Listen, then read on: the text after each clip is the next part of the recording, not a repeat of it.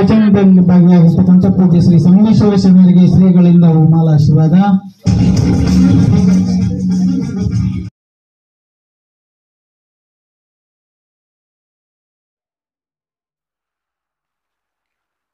ಓಂ ಶಾಂತಿ. ಇಲ್ಲಿ ತನಕ ಎಲ್ಲರೂ ಸ್ವಲ್ಪ ಬಾರಿಸಿದರೆ, ಹಾಗೆ ಬಡಿದ್ರೆ ಸ್ವಲ್ಪ ಕೈ ನೋವು ಬರುತ್ತೆ. ಸ್ವಲ್ಪ ಅಲ್ಲಿಗೆ ಬಿಸಿ ಮಾಡಿದರೆ ಮತ್ತೆ ಸ್ವಲ್ಪ ನಾದ ಚೆನ್ನಾಗಿ ಬರುತ್ತೆ. ಎಲ್ಲರೂ ಸ್ವಲ್ಪ ಸ್ಟ್ರೈಟಾಗಿ ಕೂತ್ಕೊಳ್ಳಿ. 3 ಸರಿ ಓಂಕಾರ ಸ್ವರೂಪನಾದ ಪರಮಾತ್ಮನ ಓಂ ಧ್ವನಿಯನ್ನು ಮಾಡಿ ಈ ಒಂದು ಚಿಂತನೆಯನ್ನು ಆರಂಭ ಮಾಡೋಣ. ಎಲ್ಲರೂ ಒಟ್ಟಿಗೆ ಓಂಕಾರವನ್ನು ಮಾಡ್ತೀರಾ? ಎಲ್ಲರೂ ಒಟ್ಟಿಗೆ ಹೇಳೋಣ.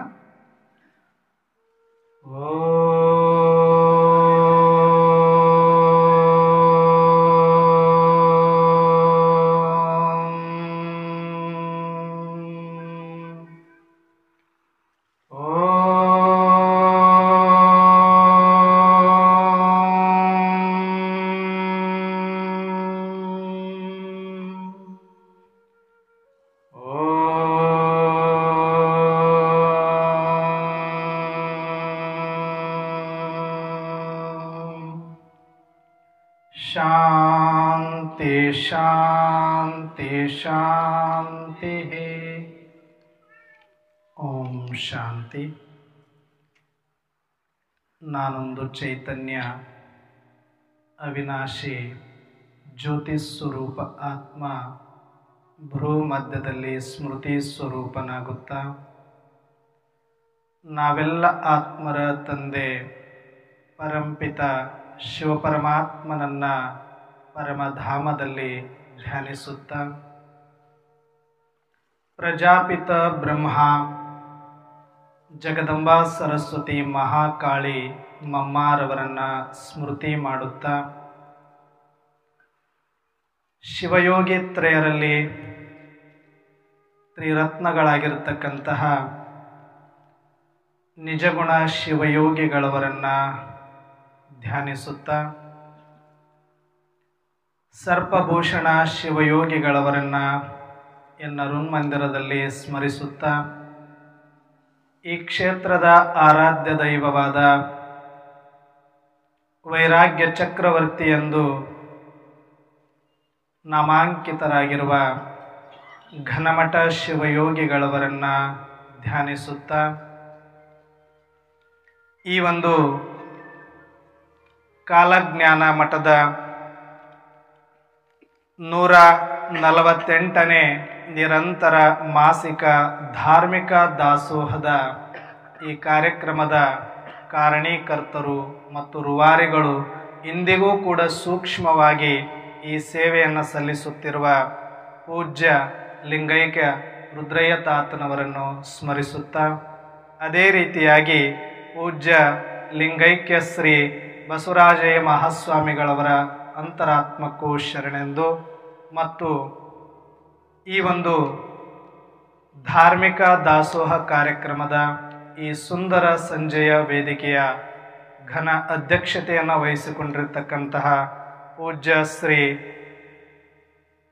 ಶಿವಕುಮಾರ ಮಹಾಸ್ವಾಮಿಗಳು, ಕಾಲಜ್ಞಾನ ಮಠ ಬೇಡರ ಕಾರ್ಲಕುಂಟಿ, ಈ ಪೂಜ್ಯರ ಅಡಿದಾವರಗಳಿಗೆ ಶರಣೆಂದು ಮತ್ತು ಇಲ್ಲಿಯ ತನಕ ಜೋಡೆತ್ತುಗಳಾಗಿ ಈ ಕಾಲಜ್ಞಾನ ಮಠಕ್ಕೆ ಪೂರ್ತಿ ಭಾರವನ್ನು ಹೊತ್ತು ಮುನ್ನಡೆಸಿಕೊಂಡು ಬರ್ತಕ್ಕಂತಹ ಸಂಗಮೇಶ್ವರ ಶರಣರು ಸಚ್ಚಿದಾನಂದ ಆಶ್ರಮ ಸಿದ್ಧಪರ್ವತ ಅಂಬಾಮಠ ಇವರ ಅಂತರಾತ್ಮಕ್ಕೂ ಶರಣೆಂದು ಮತ್ತು ಅತಿಥಿಗಳಾಗಿ ಆಗಮಿಸಿರ್ತಕ್ಕಂಥ ಶರಣಶ್ರೀ ಬಸನಗೌಡ ಮಡಿವಾಳಪ್ಪಗೌಡ, ಮಾಜಿ ಗ್ರಾಮ ಪಂಚಾಯತ್ ಸದಸ್ಯರು, ಸಾಕೀನ್ ಚಿತ್ತಾಪುರ್ ಇವರ ಅಂತರಾತ್ಮಕ್ಕೂ, ಶರಣಶ್ರೀ ಪ್ರಕಾಶ ರಾಮಣ್ಣಪುರಿ, ಸಾಕೀನ್ ಚಿತ್ತಾಪುರ್ ಈ ಶರಣರ ಅಂತರಾತ್ಮಕ್ಕೂ ಮತ್ತು ದಾಸೋಹ ಸೇವೆಯನ್ನು ಇಲ್ಲಿಯ ತನಕ ನಿರಂತರವಾಗಿ ಮಾಡಿ ತಮ್ಮ ಅನೇಕ ಜನ್ಮಗಳ ಪುಣ್ಯವನ್ನು ಜಮಾ ಮಾಡಿಕೊಂಡಿರುವಂತಹ ಶರಣಶ್ರೀ ಸಿದ್ದಪ್ಪ ಹನುಮಂತರ ಈಚನಾಳ್ ಅಧ್ಯಕ್ಷರು, ಗ್ರಾಮ ಪಂಚಾಯತ್ ಚಿತ್ತಾಪುರ್, ಸಾಕಿನ್ ಇರಜಾವೂರ್ ಇವರ ಅಂತರಾತ್ಮಕ್ಕೂ ಮತ್ತು ಪತ್ರಿಕಾ ಸೇವೆಯನ್ನು ಮಾಡಿಕೊಂಡು ಬಂದಿರತಕ್ಕಂಥ ಶರಣಶ್ರೀ ವೇದಮೂರ್ತಿ ಬಸವರಾಜಯ್ಯ ಸ್ವಾಮಿಗಳು ಹಿರೇಮಠ್ ಹಾಗೂ ವೇದಿಕೆ ಮೇಲೆ ಆಸೀನರಾಗಿರುವ ಸಂಗಯ್ಯ ತಾತನವರು ರೇವಣ ಸಿದ್ಧಮಠ ಅವರ ಅಂತರಾತ್ಮಕ್ಕೂ ಮತ್ತು ಲಿಂಗದಳ್ಳಿಯ ಶರಣರ ಅಂತರಾತ್ಮಕ್ಕೂ ಅವರಿವರೆನ್ನದೇ ಈ ಒಂದು ಕಾರ್ಯಕ್ರಮದಲ್ಲಿ ಸಾಕ್ಷೀಕರಿಸಲು ಮತ್ತು ಈ ಕಾರ್ಯಕ್ರಮವನ್ನು ಯಶಸ್ವಿಗೊಳಿಸಲು ಆಗಮಿಸಿರುವ ತಾವೆಲ್ಲರೂ ಕೂಡ ತಂದೆ ತಾಯಿ ಸ್ವರೂಪರಾದ ಎಲ್ಲ ಶರಣು ಶರಣೆಯರ ಅಂತರಾತ್ಮಕ್ಕೂ ಶರಣು ಶರಣಾರ್ಥಿಗಳು. ವಿಶೇಷವಾಗಿ ಈ ದಿನ ಹೋಳಿ ಹಬ್ಬ. ಹೋಳಿ ಹಬ್ಬ ಪವಿತ್ರವಾದ ಹಬ್ಬ ಅಂತಲೂ ಕರೀತಾರೆ. ಹಿಂದಿಯಲ್ಲಿ ಹೋಳಿ ಅಂದರೆ ಪವಿತ್ರ ಅಂತ, ಅದಕ್ಕೆ ಬಿ ಯೋಗಿ ಬಿ ಹೋಲಿ ಅಂತ ಹೇಳ್ತಾರೆ. ಯೋಗಿಯಾಗು ಪವಿತ್ರನಾಗು ಅಂತಲೂ ಹೇಳ್ತಾರೆ. ಈ ಹಬ್ಬದ ಆಚರಣೆಯ ಒಂದು ಆಧ್ಯಾತ್ಮಿಕ ಸಂಕ್ಷಿಪ್ತ ಹಿನ್ನೆಲೆಯನ್ನು ನೋಡೋದಾದರೆ, ಹೊಸತನವೇ ಬಾಳು ಹಳಸಿಕೆಯೆಲ್ಲ ಸಾವು ಬಿಡು ಅಂತ ಹೇಳ್ತಾರೆ. ಅಂದರೆ ವರ್ಷ ಪೂರ್ತಿ ಆಗಿರ್ತಕ್ಕಂಥ ವೈಮನಸ್ಸುಗಳನ್ನು, ರಾಗದ್ವೇಷಗಳನ್ನು ಸಮಾಪ್ತಿ ಮಾಡಿಕೊಂಡು ಎಲ್ಲವನ್ನೂ ಮರೆತು ಮತ್ತೆ ನಾವು ಹೊಸ ಬದುಕನ್ನು ಕಟ್ಟಿಕೊಳ್ಳೋದಕ್ಕೆ ಎಲ್ಲರೊಂದಿಗೆ ಸಹಬಾಳ್ವೆಯನ್ನು ಹಂಚಿಕೊಂಡು ಖುಷಿ ಖುಷಿಯೊಂದಿಗೆ ನವನವೀನತೆಯನ್ನು ಹಂಚಿಕೊಳ್ಳುವ ಈ ಹಬ್ಬವೇ ಹೋಳಿಯ ಹಬ್ಬ. ಈ ಹೋಳಿ ಹಬ್ಬದ ವಿಶೇಷವಾದ ದಿನದಂದು ತಮಗೆಲ್ಲರಿಗೂ ಕೂಡ ಹೋಳಿ ಹುಣ್ಣಿಮೆಯ ಶುಭಾಶಯಗಳು ಶುಭಾಶಯಗಳು ಶುಭಾಶಯಗಳು. ಜೊತೆಗೆ ಈ ದಿನ ಸ್ವಯಂ ಪರಂಪಿತ ಪರಮಾತ್ಮ ಶಿವನ ಯಾದಗಾರ್ ನೆನಪಾರ್ಥವಾಗಿರ್ತಕ್ಕಂಥ ಶ್ರೀ ಕ್ಷೇತ್ರ ಅಮರೇಶ್ವರದ ಜಾತ್ರಾ ಮಹೋತ್ಸವ. ಹಾಗಾಗಿ ಅಮರೇಶ್ವರ ಅವರನ್ನೂ ಕೂಡ ನಾವು ಈ ಸಮಯದಲ್ಲಿ ನೆನೆಸಿಕೊಳ್ಳುತ್ತಾ ಈ ಒಂದು ಕಾಲಜ್ಞಾನ ಮಠದ ಪವಿತ್ರವಾದ ಧಾರ್ಮಿಕ ದಾಸೋಹ, ಇವತ್ತು ಗುರುಗಳು ಮೃಷ್ಟಾನ್ನವನ್ನು ನಾವು ತಯಾರು ಮಾಡಿವ್ರಪ್ಪ, ನೀವು ಬಂದು ಒಂದಷ್ಟು ಬಡಿಸೋ ಸೇವೆ ಮಾಡಿದರೆ ಸಾಕು ಅಂತ ಹೇಳಿದರು. ಯಾರು ಅಡಿಗೆ ಮಾಡಿದ್ದಾರೆ? ಬಸವರಾಜಯ್ಯ ತಾತನವರು, ಸಂಗಮೇಶ್ವರ ಶರಣರು ಕೂಡಿಕೊಂಡು ಸರ್ಪಭೂಷಣ ಶಿವಯೋಗಿಗಳು ಅವರು ಏನು ಅವತ್ತು ಅಡಿಗೆ ಮಾಡಿಟ್ಟು ಹೋಗಿದ್ರು ಅದನ್ನು ಸ್ವಲ್ಪ ಬಿಸಿ ಮಾಡಿ ಫ್ರೆಶ್ ಮಾಡಿ ಅದಕ್ಕೊಂದಿಷ್ಟು ಎಲ್ಲ ಹದ ಮಾಡಿ ಇಟ್ಟಿವ್ರಪ್ಪ, ನೀವು ಸ್ವಲ್ಪ ಬಂದು ಬಡಿಸಬೇಕು ಅಂತ ಇವತ್ತು ನಮಗೆ ಆ ಸೌಭಾಗ್ಯವನ್ನು ಕೊಟ್ಟಿದ್ದಾರೆ. ಹಾಗಾಗಿ ಇವತ್ತಿನ ಆ ಮೃಷ್ಟಾನ್ನ ಇವತ್ತಿನ ವಿಷಯವಾಗಿದೆ. ಸರ್ಪಭೂಷಣ ಶಿವಯೋಗಿಗಳ ಕೈವಲ್ಯ ಕಲ್ಪವಲ್ಲರಿಯ 43ನೆಯ ಪದ್ಯ. ಸ್ಥಿರ ಮುಕ್ತಿ ಪಡೆಯದ ನರ ಜನ್ಮವೇಕೆ, ಪರಮನ ನೆಲೆಗಾಣ ದತಿ ಜಾಣ್ಮೆಯೇಕೆ. ಸ್ಥಿರ ಮುಕ್ತಿ ಪಡೆಯದ ನರಜನ್ಮವೇಕೆ, ಪರಮನ ನೆಲೆಗಾಣ ದತಿ ಜಾಣ್ಮೆಯೇಕೆ. ಇದು ಒಂದು ಅರ್ಥ ಆದರೆ ಮುಂದೆ ಯಾವುದು ಅರ್ಥ ಮಾಡಿಕೊಳ್ಳುವ ಅವಶ್ಯಕತೆನೇ ಬೀಳುವುದಿಲ್ಲ.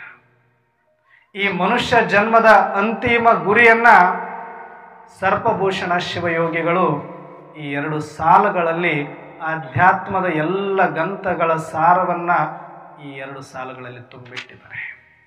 ಇಂಥ ಒಂದು ಅದ್ಭುತವಾದ ವಿಷಯವನ್ನು ಇವತ್ತು ನಮಗೆ ಕೊಟ್ಟಿದ್ದಾರೆ. ಹಾಗಾಗಿ ಈ ವಿಷಯವನ್ನು ನಾವು ಅಂತರಾಳಕ್ಕಿಳಿದು ನೋಡಿದಾಗ ಸ್ಥಿರ ಮುಕ್ತಿ ಪಡೆಯದ ನರ ಜನ್ಮವೇಕೆ ಅಂತ ಹೇಳಿದ್ದಾರೆ. ನರ ಜನ್ಮ ಯಾಕೆ? 84 ಲಕ್ಷ ಜೀವರಾಶಿಗಳಿದೆ ಈ ಪ್ರಪಂಚದಲ್ಲಿ. ಆದರೆ ಇದೊಂದು ಸೃಷ್ಟಿಯ ನಾಟಕ. ನಾವು ಹೇಳ್ತೇವೆ ನಾವೆಲ್ಲ ಪಾತ್ರಧಾರಿಗಳು, ನೀನು ಸೂತ್ರಧಾರಿ, ಇದು ಒಂದು ನಾಟಕ ರಂಗಮಂಟಪ ಅಂತ ಹೇಳ್ತೇವೆ. ಹಾಗೆ ಈ ಪಂಚತತ್ವಗಳಿಂದ ಆಗಿರ್ತಕ್ಕಂಥ ಈ ಪ್ರಪಂಚ ಈ ಸುಂದರವಾದ ಸೃಷ್ಟಿ ನಾಟಕದ ರಂಗಮಂಟಪಕವಾದರೆ ಸೂರ್ಯ ಚಂದ್ರರು ಆ ರಂಗಮಂಟಪದ 2 ಲೈಟ್ಗಳು. ಹಾಗೆಯೇ ಈ ಗಿಡ ಮರ ಪಕ್ಷಿ ಹಲವಾರು ಜೀವರಾಶಿಗಳೆಲ್ಲವೂ ಕೂಡ ಹೇಗೆ ಒಂದು ರಂಗಮಂಟಪದಲ್ಲಿ ಬಣ್ಣ ಬಣ್ಣದ ಲೈಟ್ಗಳನ್ನು ಹಾಕಿರ್ತೇವೆ, ಬಣ್ಣ ಬಣ್ಣದ ಪರದೆಗಳನ್ನು ಹಾಕಿರ್ತೇವೆ, ತಳಿರು ತೋರಣಗಳನ್ನು ಕಟ್ಟಿರ್ತೇವೆ, ಶೃಂಗಾರ ಮಾಡಿರ್ತೇವೆ. ಹಾಗೆ ಈ ಸೃಷ್ಟಿ ನಾಟಕದ ರಂಗಮಂಟಪದ ಶೃಂಗಾರ ಎಲ್ಲ ಜೀವರಾಶಿಗಳು ಮತ್ತು ಈ ಜೀವ ಜಡ ಎಲ್ಲ ಪಂಚತತ್ವಗಳು. ಆದರೆ ಈ ರಂಗಮಂಟಪದ ಮೇಲೆ ಪಾತ್ರ ಮಾಡಲಿಕ್ಕೆ ಬಂದವರು ನಾವೆಲ್ಲ ಮನುಷ್ಯ. ಎಲ್ಲರಿಗಿಂತಲೂ ಶ್ರೇಷ್ಠವಾದ ಪಾತ್ರ, ಎಲ್ಲರಿಗಿಂತಲೂ ಶ್ರೇಷ್ಠವಾದ ಜನ್ಮ ಮಾನವ ಜನ್ಮ, ನರಜನ್ಮ ಅಂತ ಹೇಳ್ತಾರೆ. ಆದರೆ ಈ ನರಜನ್ಮವನ್ನ ನಾವು ಸರಿಯಾಗಿ ಉಪಯೋಗಿಸ್ಕೊಂಡ್ರೆ ನಾವು ಮುಕ್ತಿಯನ್ನು ಪಡೆದು ಜೀವನ್ಮುಕ್ತ ಸ್ಥಿತಿಯನ್ನು ಅನುಭವ ಮಾಡಬಹುದು. ಆದರೆ ಇದನ್ನು ಸರಿಯಾಗಿ ಬಳಸಲಿಲ್ಲ ಅಂತಂದರೆ ಇದು ವ್ಯರ್ಥವಾಗಿ ಹೋಗುತ್ತಪ್ಪ ಅಂತ ಹೇಳ್ತಾರೆ. ಅದಕ್ಕೆ ಒಂದು ಸಣ್ಣ ಕಥೆಯ ಮುಖಾಂತರ ಈ ನರಜನ್ಮ ಹೆಂಗೆ ನಮ್ಮದು ವ್ಯರ್ಥ ಆಗ್ತೈತಿ ಅನ್ನೋದನ್ನು ಒಂದು ಸಣ್ಣ ಕಥೆ ಮುಖಾಂತರ ನಾವು ನೋಡೋಣ. ಒಂದೂರಲ್ಲಿ ಒಬ್ಬ ಕೂಲಿ ಕೆಲಸ ಮಾಡುವ ವ್ಯಕ್ತಿ ಇರ್ತಾನೆ. ಸಣ್ಣ ಬಡ ಕುಟುಂಬ, ಪತ್ನಿ, ಮಕ್ಕಳು. ಊರೊರಗೆ ಊರಿಗೆ ಹೊಂದ್ಕೊಂಡು ಒಂದು ಕಾಡು ಇರುತ್ತೆ. ಆತನ ಕಾಯಕ ಏನು ಅಂದರೆ ಬೆಳಗ್ಗೆ ಎದ್ದು ಒಂದಷ್ಟು ಮರಗಳನ್ನು ಕಡಿಬೇಕು. ಅವತ್ತಿನ ಕಾಲದಲ್ಲಿ ಬೇರೆ ಉದ್ಯೋಗಗಳು ಗೊತ್ತಿಲ್ಲ. ಆ ಮರವನ್ನು ಕಡಿದು ಸುಡಬೇಕು, ಸುಟ್ಟು ಇಡ್ಲಿ ಮಾಡಬೇಕು. ಇಡ್ಲಿ ಮಾಡಿ ಸಂತೆ ಒಯ್ದು ಮಾರ್ಕೊಂಡು ಬಂದು ಆ ಬಂದ ದುಡ್ಡಲ್ಲಿ ಪತ್ನಿ ಮಕ್ಕಳನ್ನು ಸಾಕಬೇಕು. ಅಲ್ಲೇ ಕಾಡಲ್ಲೇ ಒಂದು ಗುಡಿಸ್ಲಾಕೊಂಡು ಹೆಂಡತಿ ಮಕ್ಕಳನ್ನು ಕಟ್ಕೊಂಡು ಈ ರೀತಿ ವರ್ಷಾನುಗಟ್ಲೆ ಆತ ಜೀವನವನ್ನು ಸಾಗಿಸ್ತಾ ಇರ್ತಾನೆ. ಅಂತ ಒಂದು ಸಂದರ್ಭದಲ್ಲಿ ಒಂದು ಸಲ ಆ ರಾಜ್ಯದ ಮಹಾರಾಜ ಆ ಕಾಡಿಗೆ ಬೇಟೆ ಆಡಲಿಕ್ಕೆ ಅಂತ ಬರ್ತಾನೆ. ಬೇಟೆ ಆಡ್ಕೊಂತ ಬಂದಾಗ ಮಂತ್ರಿ ಜೊತೆಗೆ ಅನೇಕ ಸೈನಿಕರ ಜೊತೆಗೆ ಕುದುರೆಗಳನ್ನು ತಗೊಂಡೇ ಬರ್ತಾರೆ.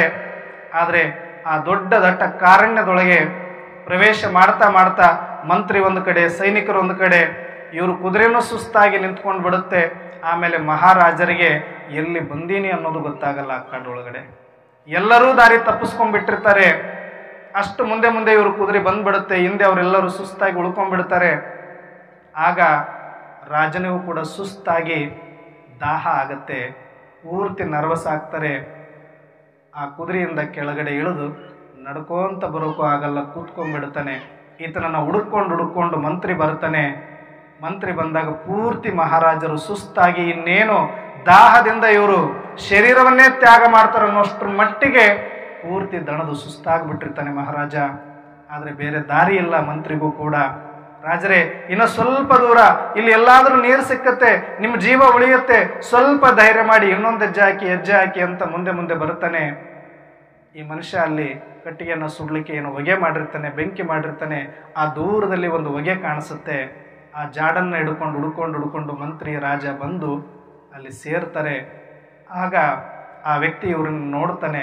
ನಮ್ಮ ರಾಜ್ಯದ ಮಹಾರಾಜನೇ ಬಂದುಬಿಟ್ಟಿದ್ದಾನೆ, ಇದು ಅಹೋ ಸೌಭಾಗ್ಯ ಅಂತೇಳಿ ಅವರು ದಾಹ ಅಂತಿರ್ತಾನೆ. ಒಳಗಡೆ ಗುಡಿಸ್ಲಲ್ಲಿ ಒಂದು ಮಣ್ಣಿನ ಮಡಿಕೆ ಒಳಗಡೆ ಒಂದು ತಣ್ಣ ನೀರು ತಂದು ಕೊಡ್ತಾನೆ. ರಾಜ ಮೊದಲು ನನಗೇನೂ ಬೇಡ, ನೀರು ಕೊಡು ದಾಹ ಅಂತಿರ್ತಾನೆ. ಒಯ್ದು ಒಂದು ತಂಬಿಗೆ ನೀರು ಕೊಟ್ಟಾಗ ಅದನ್ನು ಕುಡಿದು ಒಂದಷ್ಟು ಜೀವ ತಿರುಗಿಸ್ಕೊಳ್ತಾನೆ. ಸ್ವಲ್ಪ ಶಾಂತವಾಗಿ ಕೂತ್ಕೊಳ್ತಾನೆ. ಆಗ ಅಲ್ಲೇ ಇಲ್ಲೇ ಆರಿಸ್ಕೊಂಡು ಬಂದಿಟ್ಟು ಮಕ್ಕಳಿಗಿಟ್ಟಿರುವ ಒಂದಷ್ಟು ಹಣ್ಣನ್ನು ತಂದು ಆ ರಾಜನಿಗೆ ಕೊಡ್ತಾನೆ.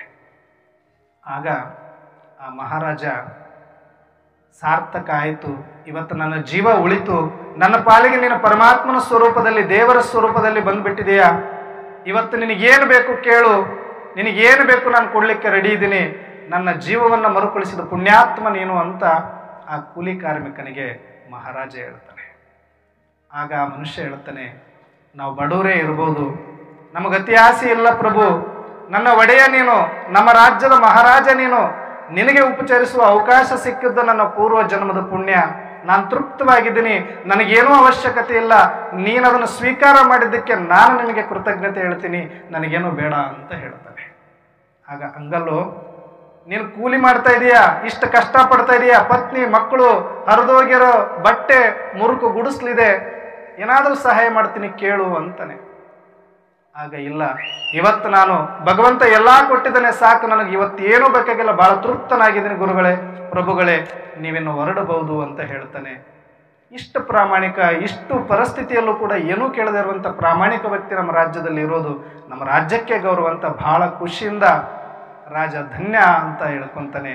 ಲಾಸ್ಟಿಗೆ ಹೋಗುವಾಗ ಒಂದು ಮಾತು ಹೇಳ್ತಾನೆ, ಸರಿ ಇವತ್ತಂತೂ ನೀನು ಬೇಡ ಅಂತೀಯ, ಆದರೆ ಪರಿಸ್ಥಿತಿ ನಿನಗೇನಾದರೂ ಆ ಥರ ಬರೋದು ಬೇಡ, ನಿನಗೆ ಪರಿಸ್ಥಿತಿ ಕೆಟ್ಟಂತ ಒಂದು ಕೆಟ್ಟ ಕಾಲ ಬಂದ್ರೆ ಅವತ್ತು ನೀನು ನನ್ನ ಹತ್ರ ಬಾ, ನಿನಗೇನು ಬೇಕು ನಾನು ಎಲ್ಲವನ್ನು ಕೂಡ ಸಹಯೋಗ ಕೊಡ್ತೇನೆ ಅಂತ ಹೇಳಿ ಕೃತಜ್ಞತೆಯಿಂದ ಧನ್ಯವಾದ ಹೇಳಿ ಮಹಾರಾಜ ಹೋಗ್ತಾನೆ. ಆಗ ಈತ ಮತ್ತೆ ತನ್ನ ಕಾಯವನ್ನು ಮುಂದುವರಿಸ್ತಾನೆ. 16 ವರ್ಷ ಕಳೆಯುತ್ತೆ. ಕುಳಿತು ಉಂಡ್ರೆ ಕುಡಿಕೆವನ್ನು ಸಾಲದು, ಕಡಿತಾ ಹೋದ್ರೆ ಕಾಡು ಕೂಡ ಸಾಕಾಗೋದಿಲ್ಲ. ಹಂಗೆ 16 ವರ್ಷ ಈತನ ಕಾಯಕ ಇದೆ. ಗಿಡಗಳನ್ನ ಕಡಿಯೋದು, ಸುಡೋದು, ಇದ್ಲಿ ಮಾಡೋದು, ಮಾರೋದು, ಬಂದ ಹಣದಲ್ಲಿ ಈ ಒಂದು ಜೀವನ ಸಾಗಿಸೋದು. 16 ವರ್ಷದಲ್ಲಿ ಇಡೀ ಆ ಕಾಡಿಗೆ ಕಾಡೆ ಮುಗಿದೋಯ್ತು. ಇನ್ನು 4-6 ಮರಗಳು ಮಾತ್ರ ಉಳಿದಿದ್ದು. ಇನ್ನು ಮುಂದೆ ಜೀವನ ಹೆಂಗೆ ಅಂತ, ಮಕ್ಕಳು ದೊಡ್ಡವರಾಗ್ಯಾರೆ, ಸಂಸಾರದ ಜವಾಬ್ದಾರಿ ಹೆಚ್ಚಾಗಿದೆ, ಇನ್ನು ಮಾಡೋದೇನು ಅಂತ ತಲೆ ಮೇಲೆ ಕೈ ಇಟ್ಕೊಂಡು ಕೂಡ್ತಾನ. ಬಹಳ ಚಿಂತೆ ಮಾಡತಾನ, ಊಟ ಮಾಡೋದು ಬಿಡ್ತಾನ. ಅವಾಗ ಪತ್ನಿ ನೆನಪು ಮಾಡ್ತಾಳೆ. ರೀ, ನೆನಪಾಯ್ತಾ ನಿಮ್ಗ? ಒಂದು ಸಲ ಮಹಾರಾಜರು ಬಂದಿದ್ರು, ನೀವು ಅವತ್ತು ಅವರಿಗೆ ಉಪಚಾರ ಮಾಡಿದ್ರಿ, ಅದಕ್ಕೆ ಕೃತಜ್ಞತೆ ಸಲ್ಲಿಸಿ ಒಂದು ಮಾತನ್ನ ಹೇಳಿ ಹೋಗಿದ್ದಾರೆ, ನಿಮಗೆ ಕಷ್ಟ ಬಂದ್ರೆ ನಮ್ಮ ಹತ್ರ ಬನ್ನಿ ಅಂತ. ಆಗ ನೀವು ಯಾಕೆ ಹೋಗಿ ಒಂದು ಸಲ ಅವ್ರ ಹತ್ರ ಭೇಟಿ ಆಗಬಾರ್ದು ಅಂತ. ಅಯ್ಯೋ, ಅವತ್ತು ಹೇಳಿದ್ರು, ಆದರೆ ನಾನು ಹೋದಾಗ ಅವರು ಸಹಯೋಗ ಮಾಡ್ತಾರೋ ಇಲ್ವೋ, ಇಂಥ ಟೈಮಲ್ಲಿ ನಾನು ಹೋಗೋದು ಚೆನ್ನಾಗಿರಲ್ಲ, ಅವ್ರಿಗೆಲ್ಲಿ ನೆನಪಿರುತ್ತೆ, 16 ವರ್ಷಗಳು ಕಳೆದೋಗಿದೆ, ಬೇಡ ಅಂತಾನೆ. ಆದರೆ ಪತ್ನಿ ಯಾಕೆ ಒಂದು ಅವಕಾಶ ಪ್ರಯತ್ನ ಮಾಡಬಾರ್ದು ಮಕ್ಕಳ ಸಲುವಾಗಿ ಅಂತ ಹೇಳಿದಾಗ ಆ ಮನುಷ್ಯ ಹೋಗ್ತಾನೆ. ಹೋದಾಗ ಆ ಮಹಾರಾಜ ಯಾವತ್ತೂ ಕೂಡ ಮರೆತಿರೋದಿಲ್ಲ. ಇವರು ಬರೋದನ್ನು ನೋಡಿ ಬಹಳ ಖುಷಿಯಿಂದ ಉಪಚರಿಸಿ ಒಳಗಡೆ ಕರೆದು ಸತ್ಕರಿಸಿ, ಏನು ಬಂದಿದ್ದು, ಇವತ್ತು ನೀವು ಬಂದಿರೋದು ಬಹಳ ಖುಷಿ ಆಯಿತು ಅಂತ ಬಹಳ ಗೌರವದಿಂದ ಮಾತಾಡಿಸಿ ಅವಾಗಿತ್ತು ಪರಿಸ್ಥಿತಿ ಹೇಳ್ತಾನೆ. ಇಲ್ಲರಪ್ಪ, ನಮ್ದು ಹಿಂಗಾಯ್ತು, ಎಲ್ಲ ಕಾಡೆಲ್ಲ ಕಡ್ದು ಈಗ ನನಗೆ ಬೇರೆ ದಾರಿ ಇಲ್ಲ, ಇವತ್ತು ನನಗೇನಾದರೂ ನೀವು ಉಪಕಾರ ಮಾಡಿದರೆ ಬಹಳ ಉಪಕಾರ ಆಗುತ್ತಾ ಅಂತ ಕೇಳ್ಕೊಂಡಾಗ, ಸರಿ ನೀನು ಕೇಳೋದು ಹೆಚ್ಚ, ನಾನು ಮಾಡೋದು ಹೆಚ್ಚ ಅಂತ ಹೇಳಿ ಈ ಕಾಡಿಗೆ ಹೊಂದ್ಕೊಂಡು ಇನ್ನೊಂದು ಕಾಡು ಇರುತ್ತೆ, ಆ ಕಾಡನ್ನು ಪೂರ್ತಿ ನಿನ್ನ ಹೆಸರಲ್ಲೇ ಬರೆದು ಕೊಡ್ತೀನಿ ಅಂತೇಳಿ ಒಂದು ಕಾಡನ್ನೇ ಆ ಮಹಾರಾಜ ಬರೆದು ಕೊಟ್ಟು ಕಳಿಸಿಬಿಡ್ತಾನೆ. ಆಗ ಬಹಳ ಖುಷಿಯಿಂದ ಬಹಳ ಸಂತೃಪ್ತಿಯಿಂದ ಬಂದು ಆನಂದ ಬಾಷ್ಪ ಆಗ್ತಾ ಹೆಂಡತಿಗೆ ಹೇಳ್ತಾನೆ, ನೋಡು, ನಾನು ನೆನಪಿಟ್ಕೊಳ್ತಾರೋ ಇಲ್ಲ ಅಂದ್ಕೊಂಡಿದ್ದೆ, ಆದರೆ ಭಾರಿ ಗೌರವದಿಂದ ಸತ್ಕರಿಸಿ ಒಂದು ಕಾಡನ್ನು ನಮಗೆ ಬರೆದು ಕೊಟ್ಟು ಬಿಟ್ಟಿದ್ದಾರೆ, ಎಂಥ ಕರುಣಮಯಿ ನಮ್ಮ ರಾಜ ಅಂತೇಳಿ ಬಹಳ ಖುಷಿಯಿಂದ ಆತನಿಗೆ ಧನ್ಯವಾದ ಹೇಳ್ಕೊಂಡು ಮತ್ತೆ ಜೀವನ ಸಾಗಿಸ್ತಾರೆ. ಮತ್ತೆ 16 ವರ್ಷ ಕಳೀತು. ಇನ್ನೊಂದಷ್ಟು ಗಿಡಗಳು ಮಾತ್ರ ಮರಗಳು ಉಳ್ಕೊಂಡಿತ್ತು. ಮತ್ತೆ ಒಂದು 16 ವರ್ಷ ಆದಮೇಲೆ ಆ ಮಹಾರಾಜನೇ ಅದೇ ಒಂದು ಕಾಡಿಗೆ ಬೇಟೆ ಆಡ್ತಾ ನೆನಪಾಗತ್ತೆ, ಇವ್ರನ್ನ ಒಂದ್ಸಲಿ ಮಾತಾಡಿಸ್ಕೊಂಡು ಹೋಗೋಣ ಈ ಮನುಷ್ಯನ ಅಂತ ಬರ್ತಾರೆ. ಬಂದು ನೋಡ್ತಾರೆ, ಮಹಾರಾಜನಿಗೆ ಆಶ್ಚರ್ಯ ಆಗತ್ತೆ. ಅದೇ ಮುರುಕು ಗುಡಿಸಲು, ಅದೇ ಹರಕು ಬಟ್ಟೆ, ಅದೇ ಹಸಿದ ಹೊಟ್ಟೆ, ಇದು ಏನು ಆಶ್ಚರ್ಯ ಅಂತ ಮಹಾರಾಜನಿಗೆ ಬಹಳ ಆಶ್ಚರ್ಯ ಆಗುತ್ತೆ. ಏನಪ್ಪ ನೀನು ಏನು ಮಾಡ್ತಾ ಇದ್ದೀ? ಬಂದದ್ದು ನೋಡಿ ಕಾಲು ಮುಗಿದು ಬಹಳ ಧನ್ಯವಾದ, ಇಲ್ಲಿ ತನಕ ನಮ್ಮ ಜೀವನ ನಿಶ್ಚಿಂತವಾಗಿ ನಡೀತು, ನೀವು ಮಾಡಿರೋ ಉಪಕಾರ ಯಾವತ್ತೂ ಮರೆಯಲ್ಲ. ಸರಿ, ಅದೆಲ್ಲ ಇರಲಿ, ಉಪಕಾರದ ಮಾತು ಹಂಗಿರಲಿ, ಆದರೆ ನಿಂದು ಏನಿದು ಪರಿಸ್ಥಿತಿ? ಅದೇ ಹರಕು ಬಟ್ಟೆ, ಅದೇ ಮುರುಕು ಗುಡಿಸ್ಲು, ಅದೇ ಹಸಿದ ಬಟ್ಟೆ, ಅದೇ ಥರನೇ ಇದೆಯಲ್ಲ, ನಿನಗೊಂದು ಕಾರ್ಡ್ ಬರ್ಕೊಟ್ರು ಕೂಡ ನೀನು ಯಾಕೆ ಚೇಂಜ್ ಆಗಿಲ್ಲ ಅಂತ ಕೇಳ್ತಾರೆ. ಏನು ಪ್ರಭುಗಳೇ, ಏನು ಚೇಂಜ್ ಆಗೋದೈತೆ ನನ್ನ ಜೀವನದೊಳಗಡೆ? ನನ್ನ ಕಾಯಕ ನಾನು ಮಾಡೀನಿ, ಆ ಮರಗಳನ್ನು ಕಟ್ ಮಾಡೋದು, ಸುಡೋದು, ಇಡ್ಲಿ ಮಾಡೋದು, ಸಂತಿಗೆ ಹೋಗಿ ಮಾರೋದು, ಮತ್ತೆ ಹೆಂಡತಿ ಮಕ್ಕಳು ಬದುಕಿಸೋದು, ಇಷ್ಟೇ ನಡೆದಿದೆ, ಇನ್ನೇನಿದೆ ನನ್ನ ಜೀವನ ಬದಲಾಗೋದಕ್ಕೆ ಅಂತೇಳಿ. ಅಯ್ಯೋ ಹುಚ್ಚ, ಏನು ಮಾಡ್ತಾ ಇದೀಯ ನೀನು, ಬಾ ಇಲ್ಲಿ ಅಂತ ಕರೀತಾರೆ. ಸುಮ್ಮನೆ ಅಲ್ಲಿ ಬಿದ್ದಿತ್ತು ಆ ಮರದ ಒಂದು ತುಂಡು, ನಾನು ಕೊಟ್ಟಿರೋ ಕಾಡಿಂದ ಒಂದು ಮರದ ತುಂಡು ತಗೊಂಡೋಗಿ ಸಂತೆ ಒಳಗೆ ನಿಂತ್ಕೋ, ಇದಕ್ಕೆ ಎಷ್ಟು ಬೆಲೆ ಕಟ್ತಾರೆ ಗೊತ್ತಾಗತ್ತೆ ನಿನಗ ಅಂತ ಹೇಳ್ತಾರೆ. ಯಾಕೆ ರಾಜರೇ ಅಪಾಸ್ಯ ಮಾಡ್ತೀರಿ? ನಾನು ಕಡಿದು ಸುಟ್ಟು ಇದಿಲಿ ಮಾಡಿ ಚೀಲಕ್ಕೆ ತುಂಬ್ಕೊಂಡೋಗಿ ಕೊಟ್ರೇನೆ ಒಂದಷ್ಟು ಪುಡಿಗಾಸು ಬರೋದಿಲ್ಲ, ಒಂದು ಸಣ್ಣ ತುಂಡು ತಗೊಂಡೋಗಿ ಇದಕ್ಕೆ ಎಷ್ಟು ಕೇಳ್ತಾರೆ ಕೇಳಿ ಅಂತ ಹೇಳ್ತೀರಲ್ಲ, ಹಾಸ್ಯ ಮಾಡ್ತಾ ಇದ್ರಿ. ಹಾಸ್ಯ ನಾನು ಮಾಡ್ತಾ ಇಲ್ಲಪ್ಪ, ನಮ್ಮನ್ನು ಹುಚ್ಚರನ್ನಾಗಿ ನೀನು ಮಾಡ್ತಿದೀಯಾ, ಹೋಗಿ ಬಾ ಒಂದ್ಸಲಿ ಅಂತ ಕಳಿಸ್ತಾನೆ. ಆಗ ಮನುಷ್ಯ ಹೋಗ್ತಾನೆ. ಸುಮ್ಮನೆ ಸಂತಿ ಒಳಗಡೆ ಇಷ್ಟು ತುಂಡು ತಗೊಂಡೋಗಿ ನಮ್ಮ ರಾಜಗೆ ಅಂತ ತಲೆ ಕೆಟ್ಟು ಬಿಟ್ಟೈತಿ, ನಾನಷ್ಟು ಕಷ್ಟಪಟ್ಟು ಸುಟ್ಟು ಇಡ್ಲಿ ಮಾಡಿ ತುಂಬಿದ್ರೇ ಅದಕ್ಕೆ ಬೆಲೆ ಕಟ್ಟಲ್ಲ, ಇಷ್ಟು ತುಂಡು ತಗೊಂಡೋಗಿ ಅದಕ್ಕೆ ಬೆಲೆ ಕಟ್ತಾರೆ ಅಂತ ಹೇಳ್ತಾನಂತಾನೆ. ಹೋಗಿ ಸಂತಿ ಒಳಗಡೆ ತೋರಿಸ್ತಾರೆ. ಅವತ್ತಿನ ಕಾಲಕ್ಕೆ ಒಬ್ಬರು 50 ಅಂತಾರೆ, ಒಬ್ಬರು 100 ಅಂತಾರೆ, ಒಬ್ಬರು 500 ಅಂತಾರೆ. ತಲೆ ಗಿರ್ರ ಅನ್ನತ್ತೆ ತನಗೆ. ಓಡೋಡಿ ಬರ್ತಾನೆ, ಹಾಳು ಮಾಡ್ಕೊಂಡ್ಬಿಟ್ಟೆ, ಎಲ್ಲ ನಾನು ಹಾಳು ಮಾಡ್ಕೊಂಡ್ಬಿಟ್ಟೆ ಅಂತ. ಅಲ್ಲೋ ಹುಚ್ಚ, ನಿನಗೆ ಕೊಟ್ಟಿರೋದು ಸಾಮಾನ್ಯವಾದಂಥ ಕಾಡಲ್ಲ, ಸಾಕ್ಷಾತ್ ಶ್ರೀಗಂಧ ಮರಗಳು ತುಂಬಿದ ಕಾಡು ಕೊಟ್ಟಿದ್ದೆ.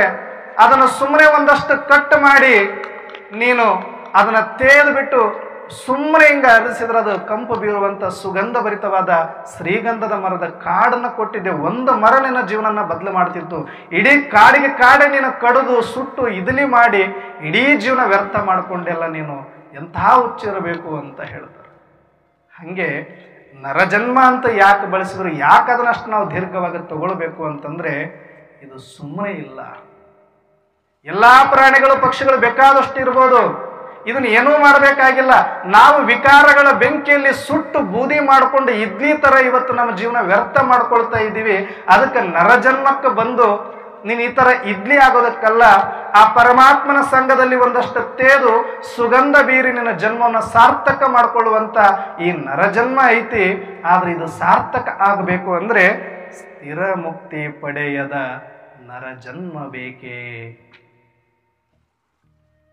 ಇಲ್ಲಿಗೆ ತಂದು ನಿಲ್ಲಿಸ್ತಾರೆ. ನರಜನ್ಮ ಅಂತಂದ್ರೆ ಸುಮ್ಮನೆ ಹೆಂಗ ಬೇಕಾದ್ರೆ ಕಳಿಬಹುದು ಇದನ್ನ. ಆದ್ರೆ ಈ ಮುಕ್ತಿ ಪಡಿಲಿಲ್ಲ ಅಂತಂದ್ರೆ, ಅಂತ ಶ್ರೇಷ್ಠ ಗುರಿಯನ್ನು ಸಂಪಾದನೆ ಮಾಡಲಿಲ್ಲ ಅಂದ್ರೆ ಇದು ವ್ಯರ್ಥ ಆಗತ್ತೆ ಜೀವನ ಅಂತ ಹೇಳಿದ್ರು. ಅದಕ್ಕೆ ಈಗ ಮುಕ್ತಿ ಅಂದ್ರೆ ಏನು ನೋಡ್ಬೇಕು. ನರಜನ್ಮ ಇದು ಹೆಂಗ ವ್ಯರ್ಥ ಆಗತ್ತೆ, ವ್ಯರ್ಥ ಆಗಲಾರ್ದಂಗ ನಾವು ನೋಡ್ಕೊಳ್ಬೇಕು ಅಂದ್ರೆ ಅದಕ್ಕೆ ಎಷ್ಟು ನಾವು ಅರ್ಥಪೂರ್ಣವಾಗಿ ಗೌರವ ಕೊಟ್ಟು ಕಾಪಾಡಿಕೊಳ್ಬೇಕು ಅನ್ನೋದಕ್ಕೆ ಒಂದು ಸಣ್ಣ ಕಥೆ ನೋಡಿದ್ವಿ. ಆದ್ರೆ ಆ ಮುಕ್ತಿ ಅಂದ್ರೆ ಏನು? ಮುಕ್ತಿ ಅಂದರೆ ಕನ್ನಡದ ಭಗವದ್ಗೀತೆ ಅಂತ ಕರೀತಾರೆ. ಡಿ.ವಿ. ಗುಂಡಪ್ಪನವರು ಒಂದು ಮಾತನ್ನು ಬರೀತಾರೆ ಮಂಕುತಿಮ್ಮನ ಕಗ್ಗದಲ್ಲಿ. ಮುಕ್ತಿ ಎಂಬುದು ಮನದ ಸಮಸ್ಥಿತಿಯು ಬೇರಲ್ಲ. ಮುಕ್ತಿ ಎಂಬುದು ಮನದ ಸಮಸ್ಥಿತಿಯ ಬೇರಲ್ಲ. ರಕ್ತಿ ವಿಪರೀತವಾದ ಕಾಗದಿರೇ ಮುಕ್ತಿ. ಮುಕ್ತಿ ಎಂಬುದು ಮನದ ಸಮಸ್ಥಿತಿ ಬೇರಲ್ಲ, ರಕ್ತಿ ವಿಪರೀತವಾದ ಕಾಗದಿರೇ ಮುಕ್ತಿ. ಮುಕ್ತಿ ಅಂದ್ರೆ ಏನಂತ 2 ಲೈನಲ್ಲಿ ಹೇಳಿದರು. ಇನ್ನು 2 ಲೈನಲ್ಲಿ ಮುಕ್ತ ಅಂದ್ರೆ ಯಾರು ಅಂತ ಹೇಳ್ತಾರೆ. ಯುಕ್ತಿಯಂ ಕರ್ಣ ಚೇಷ್ಟಿತವತ್ತಿದ್ದುತ ಶಮಿಪ ಶಕ್ತಿವಂತನೇ ಮುಕ್ತ ಅಂತ ಹೇಳ್ತಾರೆ. ಮುಕ್ತಿ ಅಂದ್ರೆ ಏನು, ಮುಕ್ತ ಅಂದ್ರೆ ಯಾರು, 2 ಲೈನಲ್ಲಿ ಬರೆದು ಬಿಟ್ಟಿದ್ದಾರೆ. ಮುಕ್ತಿ ಎಂದರೆ ಮನದ ಸಮಸ್ಥಿತಿಯೇ ಬೇರಲ್ಲ. ಮನಸ್ಸಿನ ಸಮಸ್ಥಿತಿ ಯಾರಿಗಿರುತ್ತೆ ಅವರು ಮುಕ್ತರು ಅಂತ. ಮನಸ್ಸಿನ ಸಮಸ್ಥಿತಿ ಆಗಬೇಕು ಅಂದರೆ ಅಲ್ಲಿ ದ್ವಂದ್ವಗಳಿರಬಾರ್ದು, ಅಭೇದ ಸ್ಥಿತಿ ಇರಬೇಕು. ಭೇದ ಭಾವ, ನಾನು ಬೇರೆ ಇವರು ಬೇರೆ, ಇವನಾರವ ಇವನಾರವ ಇವನಾರವ ಎಂದೆನಿಸದಿರಯ್ಯ, ಇವ ನಮ್ಮವ ಇವ ನಮ್ಮವ ಇವ ನಮ್ಮವ ಮನೆಯ ಮಗನೆಂದೆನಿಸಯ್ಯ, ಕೂಡಲ ಸಂಗಯ್ಯ ಅಂತಲ್ಲ ದೊಲ್ಲನಯ್ಯ ಅಂತ ಶರಣರು ಹೇಳ್ತಾರೆ. ಅಭೇದ ಸ್ಥಿತಿ ಬರಬೇಕು ಅಂತಂದ್ರೆ ಇವರು ಬೇರೆ ನಾನು ಬೇರೆ ಅನ್ನೋದನ್ನ ಮೀರಿ ಅಭೇದ ಆಗಿರಬೇಕು. ದ್ವಂದ್ವ ಅತೀತ ಅಂತಂದ್ರೆ ನಾನು ಬೇರೆ, ಈ ಧರ್ಮದವರು, ಈ ಜಾತಿಯವರು, ಈ ಭಾಷೆಯವರು ಅನ್ನುವ ಈ ಭೇದ ಭಾವಗಳನ್ನು ಅಳೆದು ಆ ದ್ವಂದ್ವಾತೀತ ಸ್ಥಿತಿಗೆ ಹಂಸೋ ಸೋಹಂ, ನಾವೆಲ್ಲರೂ ಒಂದೇ, ನಮಗೊಬ್ಬನೇ ಶಿವ ತಂದೆ ಅನ್ನುವಂತಹ ಆ ಸತ್ಯದಲ್ಲಿ ಬಂದಿರಬೇಕಾಗ್ತದೆ. ಆವಾಗ ಮಾತ್ರ ಆ ಒಂದು ಮುಕ್ತ ಸ್ಥಿತಿ, ಮನಸ್ಸಿನ ಸಮಸ್ಥಿತಿಯನ್ನು ಅನುಭವ ಮಾಡಲಿಕ್ಕೆ ಸಾಧ್ಯ. ಒಂದು ಮನಸ್ಸಿನ ಸಮಸ್ಥಿತಿ ಅಂದ್ರೆ ಆ ಮನಸ್ಸು ಸದಾಕಾಲ ಸಮವಾಗಿರಬೇಕು, ವೈದಾಟ ಇರಬಾರ್ದು. ಅಂದ್ರೆ ಅಭೇದ ಸ್ಥಿತಿ, ದ್ವಂದ್ವಾ ಸ್ಥಿತಿ ಇರಬೇಕು. ಆ ದ್ವಂದ್ವಾತೀತ ಸ್ಥಿತಿ ಇರಬೇಕು ಅಂದ್ರೆ ಒಂದಷ್ಟು ಸಾಕ್ಷಿ ಆಗಬೇಕು. ಸಾಕ್ಷಿ ಆದಾಗ ಮಾತ್ರ ನಮಗೆ ಅದು ಯಾವುದು ವೈದಾಟ ಮಾಡೋದಿಲ್ಲ. ಆ ಸಾಕ್ಷಿ ಸ್ಥಿತಿ ಬರಬೇಕು ಅಂತಂದ್ರೆ ನಾವು ಎಲ್ಲರನ್ನೂ ಒಂದೇ ಸ್ವರೂಪದಲ್ಲಿ ನೋಡಬೇಕು. ಹೇಗೆ ಅಣ್ಣ ಬಸವಣ್ಣನವರು ಕಳ್ಳನನ್ನು ಕೂಡ ಕೂಡಲ ಸಂಗಮನ ಸ್ವರೂಪದಲ್ಲಿ ನೋಡಿದರು. ಏನನ್ನ ನೋಡಿದರು ಅವರು? ಹೊರಗಿನ ವೇಷ ಕಳ್ಳ, ಶಾರೀರಿಕ ದೃಷ್ಟಿಯಲ್ಲಿ ಆತ ಮಾಡುವ ವೃತ್ತಿಯಲ್ಲಿ ಒಬ್ಬ ಕಳ್ಳ, ಆದರೆ ಒಳಗಡೆ ಇರೋ ಅಂತರಾತ್ಮದ ಜ್ಯೋತಿ ಆ ಕೂಡಲ ಸಂಗಮನಂತೆಯೇ ಇದೆ. ಆ ಕೂಡಲ ಸಂಗಮನಲ್ಲದೆ ಮತ್ತಾರು ಬರಲಿಕ್ಕೆ ಸಾಧ್ಯ ಇಲ್ಲ ಅಂತ ಹೇಳ್ತಾರೆ ಅವರು. ಅಂದ್ರೆ ಆ ಥರ ನಾವು ಎಲ್ಲರನ್ನೂ ಆತ್ಮೀಯ ದೃಷ್ಟಿಯಲ್ಲಿ ನೋಡಿದಾಗ ಇಲ್ಲಿ ನಾವು ಜ್ಞಾನಿಗಳಾಗಿದ್ದೀವಿ ಅಂತ ಎಲ್ಲರೂ ಜ್ಞಾನಿಗಳಾಗಿರ್ಬೇಕಂತಿಲ್ಲ. ಇಲ್ಲಿ ಒಳ್ಳೆಯವರು ಇರ್ತಾರೆ, ಕೆಟ್ಟವರು ಇರ್ತಾರೆ, ಸರಿನೂ ನಡೆಯುತ್ತೆ, ತಪ್ಪು ನಡೆಯುತ್ತೆ, ಪುಣ್ಯಾತ್ಮರು ಇರ್ತಾರೆ, ಪಾಪಾತ್ಮರು ಇರ್ತಾರೆ. ಆದರೆ ಈ ಪುಣ್ಯ ಪಾಪ, ಲಾಭ ನಷ್ಟ, ಒಳ್ಳೆಯವರು ಕೆಟ್ಟವರು, ನಮ್ಮವರು ಬೇರೆಯವರು ಅನ್ನುವಂಥ ಈ ಎಲ್ಲ ದೃಷ್ಟಿಗಳು ಅಳಿಬೇಕು ಅಂದರೆ ನಾನೊಂದಷ್ಟು ಸಾಕ್ಷಿ ಸ್ಥಿತಿಯಲ್ಲಿ ಇರಬೇಕಾಗ್ತದೆ. ಆ ಸಾಕ್ಷಿ ಸ್ಥಿತಿ ಬರಬೇಕು ಅಂದರೆ ಈ ದೇಹದ ಅಭಿಮಾನವನ್ನು ಸುಟ್ಟು ಆತ್ಮದ ಅಭಿಮಾನದಲ್ಲಿ ಬಂದು ಪರಮಾತ್ಮನ ನೆನಪಲ್ಲಿ ಮಿಂದು ಆತ್ಮೀಯ ಭಾವದಲ್ಲಿ ನಾವು ಯಾವಾಗ ಮುಳುಗುತ್ತೀವಿ ಆಗ ನಾನು ಸಾಕ್ಷಿ ಸ್ಥಿತಿಯಲ್ಲಿ ಬರಲಿಕ್ಕೆ ಸಾಧ್ಯ. ಮನಸ್ಸು ಸಮವಾಗಿರಬೇಕು ಅಂದರೆ ಯಾವುದರ ಪ್ರಭಾವ ನಮಗಾಗಬಾರದು, ಹೊರಗಿನ ಪ್ರಭಾವ ಆಗದೇ ಇರಬೇಕು ನಮ್ಮ ಮನಸ್ಸಿಗೆ. ಅಂದರೆ ನಾನು ಸ್ವಭಾವದಲ್ಲಿ ಇರಬೇಕು. ಸ್ವ ಅಂತಂದರೆ ನಾನು ಆತ್ಮಜ್ಯೋತಿ, ಆ ಆತ್ಮದ ಆತ್ಮೀಯತೆಯ ಸ್ವಭಾವದಲ್ಲಿ ಇದ್ದಾಗ ನನಗೆ ಯಾವುದೇ ಪ್ರಭಾವ ಆಗುವುದಿಲ್ಲ. ಇಂಥ ಒಂದು ಸ್ಥಿತಿಯಲ್ಲಿ ಇರಬೇಕು ಅಂತಂದರೆ ಆವಾಗ ಮನಸ್ಸು ಸಮವಾಗಿರುತ್ತೆ. ಅದಕ್ಕೆ ಮುಕ್ತಿ ಎಂಬುದು ಮನದ ಸಮಸ್ಥಿತಿಯೇ ಬೇರಲ್ಲ. ರಕ್ತಿ ವಿಪರೀತವದಕ್ಕಾಗದಿರೇ ಮುಕ್ತಿ ಅಂದರೆ ಆ ಮನಸ್ಸು ಈ ಥರ ಇದ್ದರೆ ರಕ್ತಿ ವಿಪರೀತವದಕ್ಕೆ ಆಗೋದಿಲ್ಲ ಅಂತ ಹೇಳ್ತಾರೆ. ರಕ್ತಿ ಅಂತಂದರೆ ಕಾಮ, ಕ್ರೋಧ, ಲೋಭ, ಮೋಹ, ಅಹಂಕಾರ ಎನ್ನುವ ಈ ಪಂಚವಿಕಾರಗಳು, ಹರಿಷಡ್ ವರ್ಗಗಳ ಪ್ರಭಾವ ಯಾವುದಕ್ಕೆ ಆಗೋದಿಲ್ವೋ ಅದು ಮನಸ್ಸು ಸಮನಾಗಿರುತ್ತೆ. ರಕ್ತಿ ವಿಪರೀತವದಕ್ಕಾಗದಿರೇ ಮುಕ್ತಿ, ಅದರ ವಿಪರೀತ ಆಗಬಾರ್ದು. ಕಾಮದ ವಿಪರೀತ, ಕ್ರೋಧದ ವಿಪರೀತ, ಲೋಭದ ವಿಪರೀತ ಆಗದೇ ಇದ್ದ ಮನಸ್ಸು ಸಮಸ್ಥಿತಿ ಇರುತ್ತೆ. ಅದು ನಿಜವಾದ ಮುಕ್ತ ಸ್ಥಿತಿ ಅಂತ ಹೇಳ್ತಾರೆ ಮುಕ್ತಿ ಅಂದರೆ. ಇನ್ನು ಯುಕ್ತಿಯುಂ ಕರ್ಣ ಚೇಷ್ಟಿತವತ್ತಿದ್ದುತ ಶಮಿಪ ಶಕ್ತಿವಂತನೇ ಮುಕ್ತ ಅಂತ ಹೇಳ್ತಾರೆ. ಯುಕ್ತಿಯುಂ ಕರ್ಣ ಚೇಷ್ಟೆ. ಕರ್ಣ ಅಂತಂದ್ರೆ ಇಂದ್ರಿಯಗಳು. ಇಂದ್ರಿಯಗಳು ಹೆಂಗಿರ್ತವೆ? ಬಹಳ ಶಾಂತವಾಗಿರ್ತವಲ್ಲ, ಏನೋ ಸೈಲೆಂಟ್ ಆಗಿರ್ತವೆ. ಇಂದ್ರಿಯಗಳನ್ನು ಯಾವುದಕ್ಕೆ ಹೋಲಿಸ್ತಾರೆ? ಮನಸ್ಸನ್ನಾಗಲಿ ಅಥವಾ ಸೂಕ್ಷ್ಮ ಇಂದ್ರಿಯಗಳನ್ನು, ಸ್ಥೂಲ ಇಂದ್ರಿಯಗಳನ್ನು, ಪಂಚೇಂದ್ರಿಯಗಳನ್ನು ಯಾವುದಕ್ಕೆ ಹೋಲಿಸ್ತಾರೆ ಅಂದರೆ ಒಂದು ಮಂಗಕ್ಕೆ ಹೋಲಿಸ್ತಾರೆ. ಮಂಗ ಅಂದರೆ ಕೋತಿ, ಭಾಳ ಸೈಲೆಂಟ್ ಆಗಿರುತ್ತಲ್ಲ. ಕೋತಿ ಹೆಂಗಿರುತ್ತೆ? ಭಾಳ ಸೈಲೆಂಟಾಗಿ ಕೂತ್ಕೊಂಡಿರುತ್ತೆ. ಅದು ಸುಮ್ಮನೆ ಒಂದು ಕೊಲ್ಲಿಯಿಂದ ಇನ್ನೊಂದು ಕೊಲ್ಲಿಗೆ ಜಿಗಿತಾನೆ ಇರುತ್ತೆ, ಜೋತಾಡ್ತಾನೆ ಇರುತ್ತೆ, ಸುಮ್ಮನೆ ಅಲ್ಲಿ ಕಿರಿಯುತ್ತೆ, ಕೆರಕೊಳ್ಳುತ್ತೆ. ಅದಕ್ಕೆ ನಾವು ಮಂಗ, ಕೋತಿ ಅಂತ ಕರಿತೀವಿ. ಆದ್ರೆ ಈ ಇಂದ್ರಿಯಗಳು ಬರೀ ಮಂಗ ಅಲ್ಲ ಅಂತ. ಆ ಮಂಗಕ್ಕೆ ಒಂದಷ್ಟು ಎಂಡ ಕುಡಿಸ್ಬೇಕಂತ. ಏನು ಕುಡಿಸ್ಬೇಕು? ಮೊದಲೇ ಮಂಗ, ಅದಕ್ಕೆ ಸ್ವಲ್ಪ ಮೇಲೆ ಸರಾಯಿ ಕುಡಿಸ್ಬೇಕಂತ. ಅಷ್ಟ ಅಲ್ಲ ಅಂತ ಇಂದ್ರಿಯಗಳು. ಸರಾಯಿ ಕುಡಿಸಿದ ಕೋತಿಗೆ ಮೇಲೊಂದು ಚೋಳ ಕಡಿಸ್ಬೇಕಂತ. ಮೊದಲ ಕೋತಿ, ಅದಕ್ಕೆ ಎಂಡ ಕುಡಿಸಿ ಮೇಲೊಂದು ಚೋಳ ಕಡಿಸಿದಾಗ ಅದು ಎಷ್ಟು ಶಾಂತವಾಗಿರುತ್ತೆ ಅಷ್ಟು ಶಾಂತವಾಗಿದಾವಂತ ನಮ್ಮ ಇಂದ್ರಿಯಗಳು. ಇಲ್ಲಿ ಕುಂತೀರಂದ್ರೆ ಕುಂತೀರಪ್ಪ, ಎಷ್ಟು ಮಂದಿ ಎಲ್ಲೆಲ್ಲಿ ಹೋಗಿರ್ತಾರ. ಆದ್ರೆ ಪುಣ್ಯತ್ಕ ಇಲ್ಲಿ ಬಂದಿರೋರು ಯಾರೂ ಕೂಡ ಸುಮ್ಮನೆ ಬಂದವರಲ್ಲ. ಪರಮಾತ್ಮ ಆರಿಸ್ಕೊಂಡಿರುವ ಬೀಜದ ತೆನೆಗಳಿವು. ಅದಕ್ಕಾಗಿ ನಾವು ಇಷ್ಟೇ ಜನ ಇದ್ರೂ ಕೂಡ ಇಲ್ಲೇ ಅದೀವಿ. ಅದಕ್ಕೆ ಒಂದ್ಸಲಿ ಜೋರಾಗಿ ನಿಮಗೆ ನೀವು ಚಪ್ಪಾಳೆ ಹಾಕಿ. ರೈತ ರಾಶಿ ಮಾಡ್ಬೇಕಾದ್ರೆ ಬೀಜದ ತೆನೆ ಅಂತ ತೆಗಿತಾನಲ್ಲ, ಹಂಗ ಗುರುಗಳು ಹೇಳ್ತಾರ, ಇವತ್ತು ಎಷ್ಟೆಲ್ಲ ಮಾಡ್ತೀವರಪ್ಪ, 148ನೇ ಧಾರ್ಮಿಕ ದಾಸೋಹ ಕಾರ್ಯಕ್ರಮ ಆದ್ರೆ ಎಷ್ಟು ಕರಿತೀನಿ, ಎಷ್ಟು ಫೋನ್ ಮಾಡ್ತೀನಿ, ಇದ್ರೊಳಗಡೆ ಬರಕವಲ್ಲ ಅಂತಾರ. ಹೆಂಗ ಬರ್ತಾರಪ್ಪ ಅವರು? ಒಂದು ಗಾಳಿ ಬಿಟ್ರೆ ರೈತ ತೂರಿದಾಗ ಜೊಟ್ಟು ಜೋಳೆಲ್ಲ ಹೋಗಿ ಉಳಿಬೇಕು ಅಂತಂದ್ರೆ ಅದು ಗಟ್ಟಿತನ ಇದ್ರೆ ಮಾತ್ರ ಅಲ್ಲಿ ಬಂದು ಬೀಳುತ್ತದು ಜಾಗದಾಗ, ಇಲ್ಲ ಅಂದ್ರೆ ಅಲ್ಲೇ ಹೋಗ್ತದದು. ಹಂಗೆ ಇಲ್ಲಿ ಬಂದಿರೋ ಎಲ್ಲ ತೆನೆಗಳು ಹೆಂಗೆ ಅಂದ್ರೆ ಇದು ಗಟ್ಟಿ ಬೀಜಗಳು, ಗಟ್ಟಿ ಕಾಳುಗಳು. ಈ ಆಧ್ಯಾತ್ಮಿಕ ಪರಂಪರೆಯನ್ನ ಮುಂದುವರಿಸಲಿಕ್ಕೆ ಭಗವಂತ ಆರಿಸ್ಕೊಂಡಿರುವಂತ ಗಟ್ಟಿ ಕಾಳುಗಳು ಇವತ್ತು ಎಲ್ಲೆಲ್ಲಿಂದ ಬಂದಿದ್ದಾರೆ. ಚಿತ್ತಾಪುರ, ಹಿರೇಜಾವರು, ಎಲ್ಲೆಲ್ಲಿ ಊರುಗಳು, ಲಿಂಗದಹಳ್ಳಿಯಲ್ಲಿ ಎಷ್ಟು ದೂರದಿಂದ ಗ್ರಾಮದಿಂದ ಬಂದಿದ್ದಾರೆ ಅಂತಂದ್ರೆ ಇದು ಪರಮಾತ್ಮ ಆರಿಸ್ಕೊಂಡಿದ್ದಾರೆ. ಹಂಗೆ ನಾವು ಯುಕ್ತಿಯುಂ ಕರ್ಣ ಚೇಷ್ಟಿತವತ್ತಿದ್ದುತ ಶಮಿಪ ಶಕ್ತಿವಂತನೇ ಮುಕ್ತ. ಇಂಥ ಇಂದ್ರಿಯಗಳು, ಅಷ್ಟು ಚಂಚಲವಾದ ಇಂದ್ರಿಯಗಳನ್ನ ಯಾರು ಒಂದಷ್ಟು ಸಾಧನೆ ಮಾಡಿಕೊಂಡು ಪರಿಶ್ರಮ ಪಟ್ಟು ಯೋಗ ಧ್ಯಾನ ಮಾಡಿ ಆ ಪರಮಾತ್ಮನ ಶಿವಯೋಗದಲ್ಲಿದ್ದು ಇಂಥ ಸತ್ಸಂಗಗಳಿಗೆ ಬಂದು ಬಂದು ಬಂದು ನಮ್ಮನ್ನು ಪರಿವರ್ತನೆ ಮಾಡಿಕೊಳ್ಳುವಂಥ ಯಾರೊಬ್ಬ ಸಾಧಕ ಇರ್ತಾನೆ ಆತನಿಗೆ ಮಾತ್ರ ಒಲಿಯುವಂಥದ್ದು ಇದು ಮುಕ್ತಿ. ಆತ ಮಾತ್ರ ಮುಕ್ತ ಅಂತ ಹೇಳ್ತಾರೆ. ಅದ್ರಾಗ ಬರೀ ಮುಕ್ತಿ ಅಂತ ಹೇಳಿಲ್ಲ, ಸ್ಥಿರ ಮುಕ್ತಿ ಅಂತ ಹೇಳ್ತಾರೆ. ಸ್ಥಿರ ಅಂದರೆ ಅಚಲವಾಗಿರುವಂಥದ್ದು, ಶಾಶ್ವತವಾಗಿರುವಂಥದ್ದು, ಅಖಂಡವಾಗಿರುವಂಥದ್ದು, ಸಂಪೂರ್ಣವಾಗಿರುವಂಥದ್ದು. ಯಾರಿದ್ದಾರೆ? ಈಗ ನಮ್ಮ ಮನಸ್ಸು ಅದು ಒಂದು ಇಂದ್ರಿಯ. ಈ ಕರೆಂಟು ನೀವು ಇದಕ್ಕೆ ಕೊಟ್ಟರೆ ಮಾತಾಡಿಸ್ತೈತಿ, ಫ್ಯಾನಿಗೆ ಕೊಟ್ಟರೆ ಗಾಳಿ ಕೊಡ್ತೈತಿ, ಇಸ್ತ್ರಿ ಪೆಟ್ಟಿಗೆಗೆ ಕೊಟ್ಟರೆ ಅದು ಶಾಖ ಆಗಿ ಸುಡುತ್ತೈತಿ. ಹಾಗೆ ಮನಸ್ಸನ್ನೋದು ನೀನು ಎಲ್ಲಿ ಜೋಡಿಸ್ತೀಯ ಆ ರೂಪವನ್ನು ತಾಳ್ತದದು. ಹಾಗೆ ಆ ಮನಸ್ಸು ಸ್ಥಿರ ಆಗಬೇಕು ಅಂತಂದ್ರೆ ಈ ಜಗತ್ತಿನಲ್ಲಿ ಸ್ಥಿರವಾಗಿರುವಂಥವ್ರು ಯಾರಿದಾರೋ ಅವ್ರ ಜೊತೆ ಜೋಡಿಸಿದಾಗ ಮಾತ್ರ ಅದು ಸ್ಥಿರ ಆಗತ್ತೆ.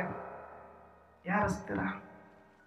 ಆ ಒಬ್ಬ ಸಚ್ಚಿದಾನಂದ ಸ್ವರೂಪ ಪರಂಪಿತ ಪರಮಾತ್ಮ ಶಿವ ತಂದೆ ಸೃಷ್ಟಿಕರ್ತ ಮಾತ್ರ ಸದಾ ಅಚಲವಾಗಿರುವಂಥವ್ರು, ಸ್ಥಿರವಾಗಿರುವಂಥವ್ರು. ಅಂಥವರ ಜೊತೆ ಯೋಗವನ್ನ ಜೋಡಿಸಿದಾತ ಶಿವಯೋಗಿ. ಅಂತಹ ಸರ್ಪಭೂಷಣ ಶಿವಯೋಗಿಗಳು ಕೊಟ್ಟಿದ್ದಾರೆ ಇದನ್ನು.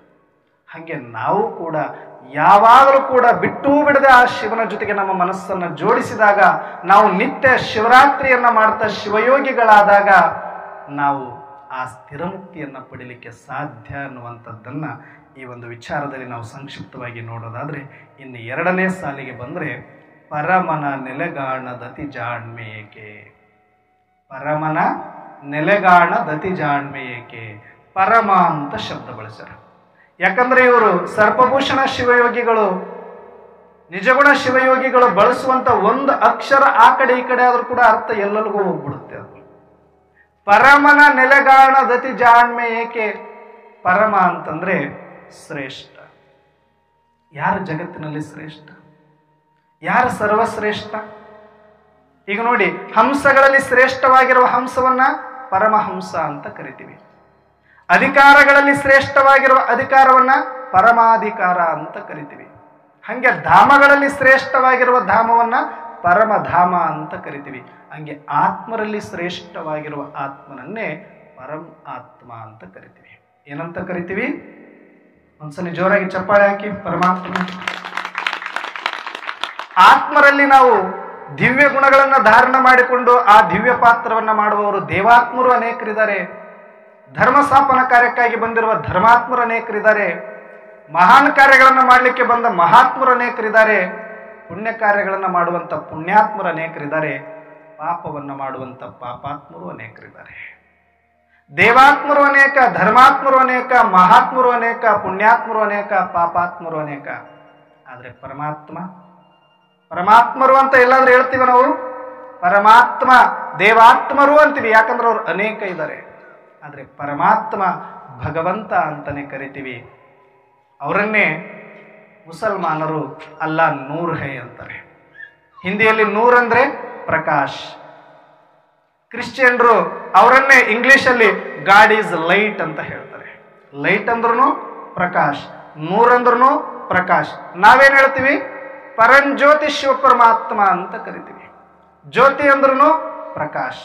ಯಾರು ನಿರಾಕಾರನಾಗಿದ್ದಾರೆ, ಪ್ರಕಾಶ ಸ್ವರೂಪನಾಗಿದ್ದಾರೆ, ಚೈತನ್ಯನಾಗಿದ್ದಾರೆ, ಸಚ್ಚಿದಾನಂದ ಸ್ವರೂಪನಾಗಿದ್ದಾರೆ, ಆ ಶಿವಪರಮಾತ್ಮ ಒಬ್ಬನೇ ಅನ್ನೋದು ಇಡೀ ಜಗತ್ತಿಗೆ ಗೊತ್ತಿರುವುದು. ಅದಕ್ಕೆ ಸಬ್ಕಾ ಮಾಲಿಕ್ ಏಕ್ ಹೈ ಅಂತ ಹೇಳಿದ್ರು. ಅಣ್ಣ ಬಸವಣ್ಣನವರು ದೇವನೊಬ್ಬ ನಾಮ ಹಲವು ಅಂತ ಹೇಳಿದ್ರು. ಆ ಒಬ್ಬ ಪರಮಾತ್ಮ ಪರಮನ ನೆಲೆಗಾಣದತಿ ಜಾಣ್ಮೆ ಏಕೆ. ಆ ಪರಮಪಿತ ಪರಮಾತ್ಮನ ಇರುವಿಕೆಯನ್ನ, ಆ ಸತ್ಯವನ್ನ, ಅವರ ಸ್ವರೂಪವನ್ನ, ಅವರ ಧಾಮವನ್ನ, ಅವರ ಧರ್ಮವನ್ನ, ಅವರ ಕರ್ಮವನ್ನ ನಾವು ಅರ್ಥ ಮಾಡಿಕೊಂಡಿಲ್ಲ ಅಂತಂದ್ರೆ ಉಳಿದೆಲ್ಲ ಬುದ್ಧಿವಂತಿಕೆಗಳು ಯಾವ ಕೆಲಸಕ್ಕೂ ಬರುವುದಿಲ್ಲ ಅಂತಾರೆ. ಪರಮನ ನೆಲೆ, ಆ ಪರಮಾತ್ಮ ಇರುವ ಸ್ಥಾನ ಯಾವುದು? ಪರಮಧಾಮ. ಅದಕ್ಕೆ ಅಲ್ಲಿದೆ ನಮ್ಮ ಮನೆ, ಇಲ್ಲಿಗೆ ಬಂದೆವು ಸುಮ್ಮನೆ ಅಂತೀವಿ. ಆ ಪರಮಾತ್ಮನ ಸಂತಾನರಾದ ನಾವೆಲ್ಲ ಆತ್ಮರು ಕೂಡ ಆ ಪರಮಧಾಮ, ಯಾವುದನ್ನ ಬ್ರಹ್ಮಾಂಡ ಅಂತೀವಿ, ಬ್ರಹ್ಮ ಮಹಾತತ್ವ ಅಂತೀವಿ, 6ನೇ ಮಹಾತತ್ವ ಅಂತೀವಿ, ಅದನ್ನೇ ಮುಕ್ತಿಧಾಮ, ಶಾಂತಿಧಾಮ, ಪರಮಧಾಮ ಅಂತೀವಿ. ಪರಮಂ ಪವಿತ್ರಂ ಪರಮಧಾಮ ನಿವಾಸಂ ಅಂತ ಹೇಳ್ತಾರೆ ಪರಮಾತ್ಮ. ಆ ಪರಮಾತ್ಮ ಇರುವಂತ ಆ ಪರಮಧಾಮ, ಆ ಸ್ಥಾನದಿಂದ ನಾವು ಬಂದಿರೋದ್ರಿಂದ ಅಲ್ಲಿದೆ ನಮ್ಮ ಮನೆ, ಇಲ್ಲಿಗೆ ಬಂದೆವು ಸುಮ್ಮನೆ. ಈ ಶರೀರದ ಬಂಧನವನ್ನ ಬಿಡಿಸಿಕೊಂಡು ಯಾರು ಆ ಪರಮಾತ್ಮನೊಂದಿಗೆ ಶಿವಯೋಗ ಜೋಡಿಸಿ ಆ ಮುಕ್ತಿಧಾಮದಲ್ಲಿ ಹೋಗ್ತಾರೆ, ಅದು ಮುಕ್ತಿ ಅಂತ ಕರೆಸಿಕೊಳ್ಳುತ್ತೆ.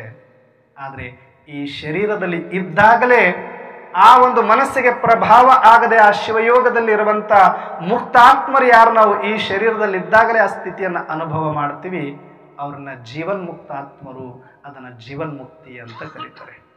ಹಾಗಾಗಿ ಅಂಥ ಪರಮನ ನೆಲೆಗಾಣದ ಅತಿ ಜಾಣ್ಮೆ ಏಕೆ. ಅದಕ್ಕೆ ಹೇಳುತ್ತಾರೆ ಮಂಕುತಿಮ್ಮನ ಕಗ್ಗದಲ್ಲಿ, ಎದ್ದೆದ್ದು ಬೀಳುತ್ತಿಹೆ ಗುದ್ದಾಡಿ ಸೋಲುತ್ತಿಹೆ, ಜಗವನ್ನುದ್ಧರಿಸುವೆ ಎನ್ನುವ ಸಖನೆ ನಿನ್ನುದ್ಧಾರ ಎಷ್ಟಾಯಿತು ಮಂಕುತಿಮ್ಮ ಅಂತ ಹೇಳ್ತಾರೆ. ಏನು ಮನುಷ್ಯ ಇಷ್ಟೆಲ್ಲ ಕಷ್ಟಪಟ್ಟು ಹೆಸರು ಕೀರ್ತಿ ಸಂಪಾದನೆ ಮಾಡಿ ಮಾಡಿ ಮಾಡಿ ಹಾರ ತುರಾಯಿ ಹಾಕಿಸ್ಕೊಳ್ಳೋದೇನು, ಚಪ್ಪಾಳೆ ತಟ್ಟಿಸ್ಕೊಳ್ಳೋದೇನು, ಸಂಪಾದನೆ ಮಾಡೋದೇನು, ಮಹಡಿ ಮೇಲೆ ಮಹಡಿ ಕಟ್ಟೋದೇನು, ಬೇಕಾದಷ್ಟು ನೀನು ಮಾಡಿದರೂ ಕೂಡ ಈ ಜಾಣ್ಮೆ, ಈ ಬುದ್ಧಿವಂತಿಕೆ ಮಣ್ಣಲ್ಲಿ ಮಣ್ಣಾಗಿ ಒಂದು ದಿನ ಹೋಗುತ್ತೆ. ಎಂತೆಂಥವ್ರು ಹೋಗ್ಬಿಟ್ಟದ್ರೆ ಎಂತೆಂಥವ್ರು ಹೋಗ್ಬಿಟ್ಟಿದ್ದಾರೆ, ನೀನು ಯಾವ ಲೆಕ್ಕ ಅಂತ ಕೇಳ್ತಾರವ್ರು. ಅದಕ್ಕೆ ನಾವು ಕೂಡ ಆ ಪರಮನ ನೆಲೆಗಾಣದ ಅತಿ ಜಾಣ್ಮೆ ಏಕೆ, ಅತಿ ಯಾವ ಬುದ್ಧಿವಂತಿಕೆ ಉಪಯೋಗಕ್ಕೆ ಬರೋದಿಲ್ಲ. ನಾನೊಂದು ಚೈತನ್ಯ ಆತ್ಮ, ನನ್ನ ತಂದೆ ಪರಂಪಿತ ಶಿವಪರಮಾತ್ಮ ಅನ್ನುವ ಇವ ಶಿವಯೋಗದಲ್ಲಿ ಸದಾಕಾಲ ಇದ್ದು ಪ್ರಪಂಚ ಪರಮಾರ್ಥ ಎರಡನ್ನೂ ಕೂಡ ನಾವು ಬ್ಯಾಲೆನ್ಸ್ ಮಾಡಿಕೊಂಡು ಹೋದರೆ, ಇಂಥ ಧಾರ್ಮಿಕ ಕಾರ್ಯಕ್ರಮಗಳಲ್ಲಿ ಭಾಗವಹಿಸಿದ್ರೆ ಖಂಡಿತ ನಾವೆಲ್ಲರೂ ಕೂಡ ಮುಕ್ತಿಯನ್ನು ಪಡೀಲಿಕ್ಕೆ ಸಾಧ್ಯ. ಲಾಸ್ಟಲ್ಲಿ ಒಂದು ಪ್ರಪಂಚಕರು ಮತ್ತು ಪರಮಾರ್ಥರು ಅಂದರೆ ಏನು ವ್ಯತ್ಯಾಸ ಅಂತ ಈ ಸಂಗಮೇಶ್ವರ ಶರಣರಂಥ ಶರಣರಿಗೆ ಒಬ್ಬರು ಬಂದು ಯಾರೋ ಕೇಳಿದ್ರಂತ. ಯಪ್ಪ, ಎಲ್ಲರೂ ನಮ್ಗೆ ಪ್ರಪಂಚಕರು ಅಂತಾರ, ಇಲ್ಲೊಂದು 4 ಜನ ನೀವು ಕೂಡಿಸ್ಕೊಂಡು ಕುಂತೀರಿ, ಇವರಿಗೆ ಪರಮಾರ್ಥಿಗಳು ಅಂತಾರಲ್ಲ, ಏನು ವ್ಯತ್ಯಾಸ ಅಂತ ಕೇಳಿದ್ರಂತ. ಆಗ ಸಂಗಮೇಶ್ವರ ತಾತ್ನವರು ಹೇಳಿದ್ರಂತ ಶರಣರು, ಏನಿಲ್ಲಪ್ಪ, ಪ್ರಪಂಚಕರಿಗೆ ಪಾರಮಾರ್ಥಕರಿಗೆ ಬಹಳ ವ್ಯತ್ಯಾಸ ಇಲ್ಲ, ಬಹಳ ಕಡಿಮೆ ವ್ಯತ್ಯಾಸ ಐತಿ. ಏನು ವ್ಯತ್ಯಾಸ? ಏನಿಲ್ಲಪ್ಪ, ಒಂದು ಕಬ್ಬು ತಿಂದಂಗೆ ಅಷ್ಟ ಅಂತ ಹೇಳಿದ್ರಂತೆ. ಅರ್ಥ ಆಗುತ್ತಲ್ಲ ಪ್ರಪಂಚಕರು ಪಾರಮಾರ್ಥಿಕರು ಅಂದ್ರೆ? ಪ್ರಪಂಚಕರು ಅಂದ್ರೆ ಬರೀ ತಾನಾಯ್ತು ತಂದಾಯ್ತು ಹೆಣ್ತಿ ಮಕ್ಕಳು ನನಗೆ ಟೈಮ್ ಇಲ್ಲ ಅಂತ ಕೇಳದ ಟೈಮ್ ಇಲ್ದಂಗೆ ಹೋಗ್ಬಿಡ್ತಾರೆ ಅವ್ರಿಗೆ ಪ್ರಪಂಚಕರು ಅಂತೀವಿ. ಆದರೆ ಆ ಪ್ರಪಂಚದಲ್ಲಿ ಇದ್ದು ಸಂಸಾರವನ್ನು ನಿಭಾಯಿಸ್ತಾ ಒಂದಷ್ಟಿಂತ ಆಧ್ಯಾತ್ಮಿಕ ಕಾರ್ಯಕ್ರಮಗಳಲ್ಲಿ ಬಂದು ಆ ಮುಮುಕ್ಷತ್ವ ಇಟ್ಟುಕೊಂಡು ಆತ್ಮಜ್ಞಾನ ಪರಮಾತ್ಮ ಜ್ಞಾನ ಪಡಿಬೇಕು ಅನ್ನುವಂಥ ದಾಹ ಯಾರಿಗಿರುತ್ತೆ ಅವರು ಪಾರಮಾರ್ಥಿಕರು ಅಂತ ಹೇಳ್ತಾರೆ. ಅದಕ್ಕೆ ಇವರಿಬ್ಬರ ನಡುವೆ ವ್ಯತ್ಯಾಸ ಏನು ಅಂದ್ರೆ, ಬರೀ ಒಂದು ಕಬ್ಬು ತಿಂದಂಗೆ ಅಂತಾರೆ ಶರಣರು. ಹೆಂಗ ಕಬ್ಬು ತಿಂದಂಗೆ? ಪ್ರಪಂಚಕರು ಅಂದ್ರೆ ಬೇರೆ ಏನಿಲ್ಲಪ್ಪ, ಆ ಕಬ್ಬನ್ನ ಬುಡದಿಂದ ತಿಂದಂಗೆ ಅಂತ ಹೇಳ್ತಾರೆ. ಹೆಂಗ ತಿಂದಂಗೆ ಕಬ್ಬು? ನೆಲಕಬ್ಬು ತಿಂದಿರಿ? ಜೋಳದ ಕಬ್ಬಲ್ಲ, ನೆಲಕಬ್ಬಿದ್ರೆ ಚೆನ್ನಾಗಿರುತ್ತೆ, ತಿಂದಿರಿ? ಆ ಕಬ್ಬು ಪ್ರಪಂಚಕರು ಹೆಂಗಂದ್ರೆ ಬುಡದಿಂದ ತಿಂದಂಗಂತ. ಬುಡದಾಗ ಹೆಂಗಿರುತ್ತದ? ಭಾಳ ಹುಳಿ ಇರುತ್ತ, ಭಾಳ ಸಿಹಿ ಇರುತ್ತಲ್ಲ. ಹಂಗೆ ಪ್ರಪಂಚಕರ ಜೀವನ ಹೆಂಗಂದ್ರೆ, ಸ್ವಲ್ಪ ಮೀಸಿ ಮೂಡಕ್ಕೆ ಸ್ಟಾರ್ಟ್ ಆಯ್ತು ಅಂದ್ರೆ ಅಲ್ಲೇ ಕೇಳಕ್ಕೆ ಚಾಲು ಮಾಡ್ತಾರೆ. ಯಾವಾಗಪ್ಪ ಎಲ್ಲರೂ ನೋಡಿ ಏನು ನೋಡ್ಬೇಕನ್ನ ನಾವು ಅಂತ ಅವ್ರಿವ್ರು ಮಾತಾಡಿ ಮೊದಲೇ ಒಂದಷ್ಟು ಈಗ ಚಿಗುರು ಮೀಸಿ ಒಳಗಡೆ ಏನೋ ಒಂದಷ್ಟು ಆಸೆ, ಆ ಕಡೆಗೆ ನೋಡಿದಾಗ ಸ್ವಲ್ಪ ಬಿಸಿ, ಹೆಂಗೋ ಒಂದು ಮಾಡ್ಕೊಂಡು ಅಲ್ಲೊಂದಿಲ್ಲೊಂದು ನೋಡಿ ನಮ್ಮ ಗುರುಗಳಂತವ್ರ ಹತ್ರ ಬಂದ್ರೆ, ಯಪ್ಪ ನೀವು 4 ಊರು ಅಡ್ಡಾಡ್ತೀರಿ, ಎಂಥದ್ರ ಒಂದು ನೋಡಿ ಗಂಟೆ ಹಾಕಿಬಿಡೋ ಮರಯ್ಯ, ನನಗೆ ಸಾಕಾಗ್ಬಿಟ್ಟೈತೆ ಎಲ್ಲರೂ ಕೇಳಕತ್ತಾರ ಅಂದಾಗ ಅವಾಗ ಇವ್ರೇನು ಮಾಡ್ತಾರೆ ಗುರುಗಳು? ಶಿವಕುಮಾರ ತಾತ್ನರ್ ಅಂತಾರೆ, ಅದೇನು ತಲೆ ಕೆಡಿಸ್ಕೊಬಿಡಿ, ಹೇಳೋ 1000 ವರ್ಷ ಹೇಳಿ ಮದುವೆ ಮಾಡಂತಾರ, ಇವನಿಗೂ ಪಾಪ ಏನು ಗುಣ ಇರ್ತಾವೋ ಇರಲ್ಲ, ನಮ್ಮ ಹುಡುಗ ಭಾಳ ಒಳ್ಳೆಯದು ಹೇಳ್ರಿ, ನಮ್ಮ ಶಿಷ್ಯ ಅದನಂತ ಹಂಗಿಂಗೆ ಮಾಡಿ ಗಂಟೆ ಹಾಕಿಬಿಡ್ತಾರೆ. ನೋಡ್ಬೇಕು ತಾಳಿ ಕಟ್ಟ ತನಕ ಗುರುಗಳು ಕಾಲಿಡ್ದದ್ದೇನೋ, ಬಂದದ್ದೇನೋ, ಮಠಕ್ಕೆ ಬಂದು ಬೇಡ್ಕೊಂಡಿದ್ದೇನೋ, ಇನ್ನು ತಾಳಿ ಕಟ್ಟದಲ್ಲಿ ಗುರುಗಳಿಗೆ ದಕ್ಷಿಣ ಕೊಡಕ್ಕೂ ನೋಡಂಗಿಲ್ಲ, ಫಸ್ಟ್ ಹೊಂದ್ತಿರ್ತಾನೆ ಕಡೆ.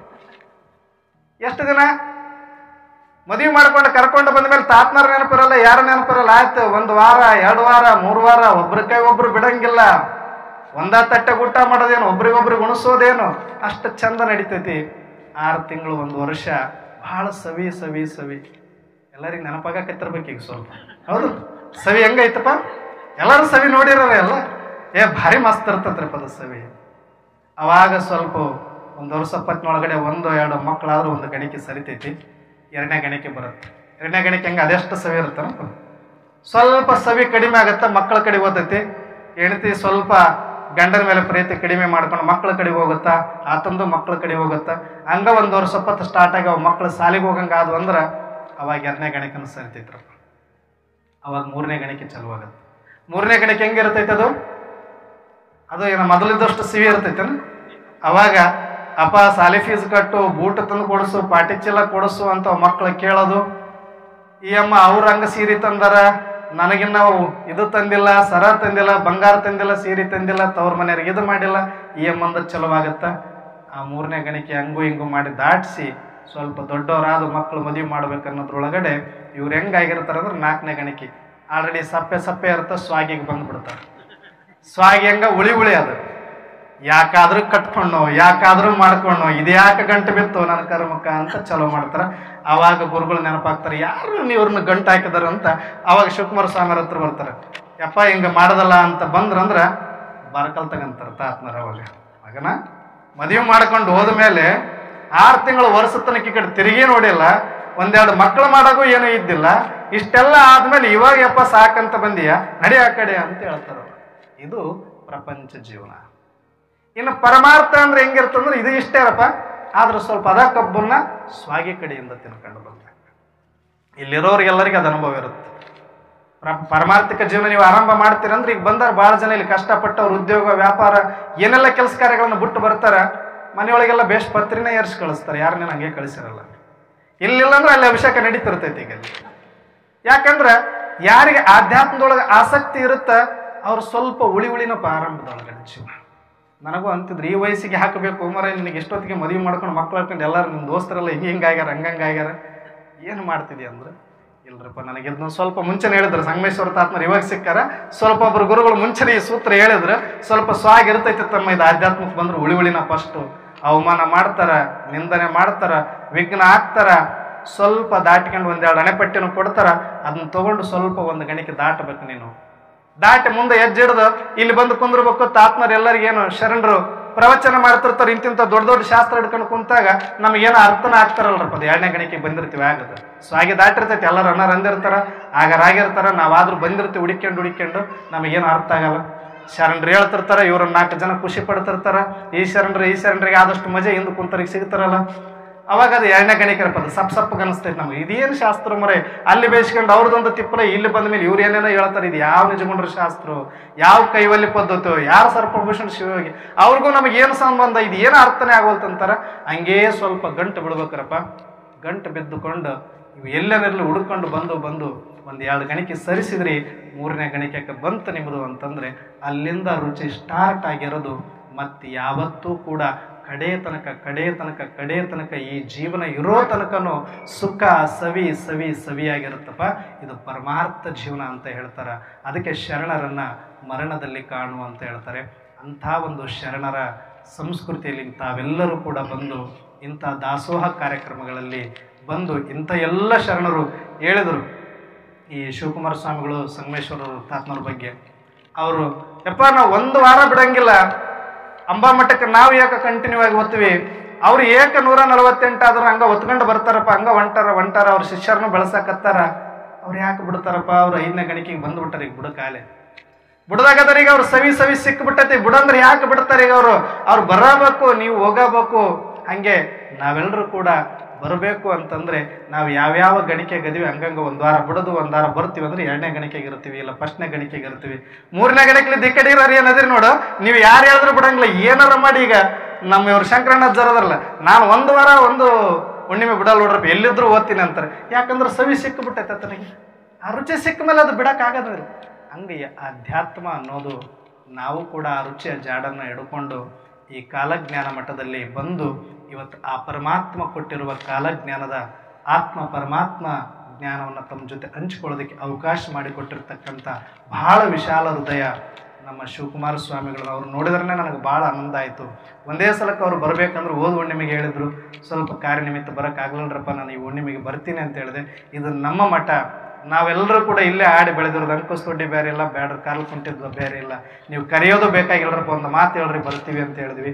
ಇವತ್ತು ಅವ್ರು ಭಾಳ ಆಧಾರದಿಂದ ನಮ್ಮನ್ನು ಕರೆಸಿ ಇದಕ್ಕೊಂದು ಅವಕಾಶ ಮಾಡಿಕೊಟ್ಟು ತಮ್ಮೆಲ್ಲ ಆತ್ಮರ ಶರಣರ ದರ್ಶನವನ್ನು ಪಡೆಯುವ ಭಾಗ್ಯ ಮತ್ತು ಈ ಪರಮಾತ್ಮನ ಮೃಷ್ಟಾನ್ನ ಭೋಜನವನ್ನು ಹಂಚಿಕೊಳ್ಳುವಂಥ ಅವಕಾಶವನ್ನು ಕೊಟ್ಟಿರ್ತಕ್ಕಂಥ ಶಿವಕುಮಾರ ಸ್ವಾಮಿಗಳಿಗೂ, ಸಂಗಮೇಶ್ವರ ಶರಣರಿಗೂ ಮತ್ತು ವೇದಿಕೆ ಮೇಲಿರುವ ಎಲ್ಲ ಶರಣರಿಗೂ ಮತ್ತು ರುದ್ರಯ್ಯ ತಾತ, ಬಸವರಾಜಯ್ಯ ತಾತನವರಿಗೂ ಮತ್ತು ತಮ್ಮೆಲ್ಲರಿಗೂ ಕೂಡ ಅಂತರಾತ್ಮಕ್ಕೆ ಶರಣು ಶರಣ.